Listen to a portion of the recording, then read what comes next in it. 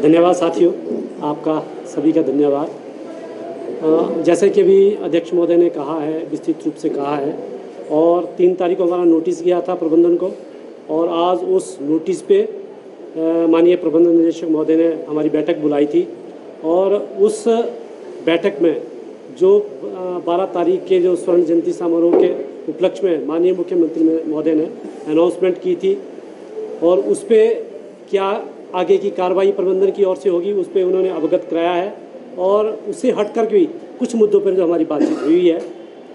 जो माननीय मुख्यमंत्री महोदय की जो अनाउंसमेंट्स वहाँ पे हुई है, उस पर प्रबंध निदेशक महोदय ने हमें आश्वस्त किया है कि हम जल्दी ही जितनी भी जो वहाँ पे अनाउंसमेंट हुई है वो सारी प्रपोजल यहाँ से बना करके सरकार के पास भेजेंगे, और सरकार से जैसे ही हमें अनुमति मिलती है तो जल्दी से जल्दी जो कर्मचारियों की जो देनदारियाँ बनती है वो कर्मचारी की देनदारियाँ अदायगी जो कर दी जाएगी। उसके अतिरिक्त हमने उनसे मांग की थी कि HRTC की जो स्टेट की जो ट्रांसपोर्ट पॉलिसी है 2014 की, उसमें जो किसी तरह की जो छेड़छाड़ ना की जाए, उस पर भी उन्होंने कहा है कि इस मामले को हमने डिप्टी CM महोदय के समक्ष भी रखा था, और बल्कि MD साहब के समक्ष भी रखा है, तो उन्होंने कहा कि इसको भी हम सरकार के पास भेजेंगे। और उसके बाद हमने मामला उठाया था कि परिचालकों की वेतन विसंगति का, उस पर भी उन्होंने कहा है कि इस मैटर को फिर दोबारा से इसको परसू किया जाएगा सरकार के समक्ष, फिर इसको दोबारा से भेजा जाएगा। और साथ ही हमने एक बहुत बड़ी मांग जो थी, कर्मशालाओं में हमारे टेक्निकल के जो कर्मचारी है उनकी भारी कमी है, तो हमने कहा था कि आप कर्मशालाओं के अंदर जल्दी ही भर्ती की जानी चाहिए। तो उन्होंने कहा कि हमने पहले ही जो सर्विस कमेटी है, सर्विस कमेटी को 636 पोस्टों का प्रपोजल हमने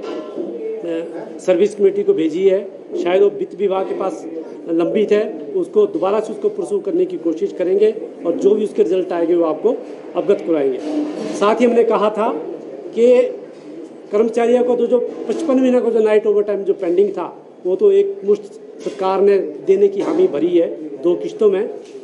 परंतु उसके बाद का जो ओवर टाइम कर्मचारियों को लगना है, उसमें जो हर महीने जिस तरह से जो पूर्व में कर्मचारियों को मिलता था हर महीने की 22 तारीख को, तो उसको हर महीने 22 तारीख को देना जो है शुरू किया जाए। और MD साहब ने,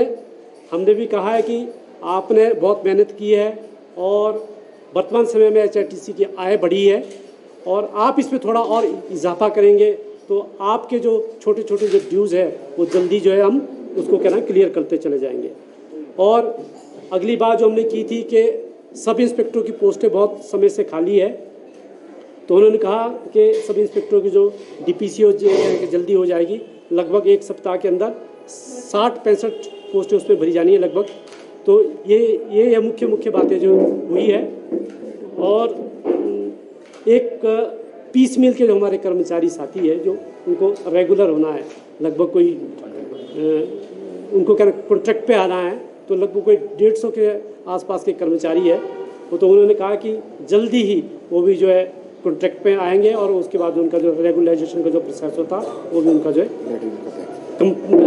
कंप्लीट क्या ना हो जाएगा। और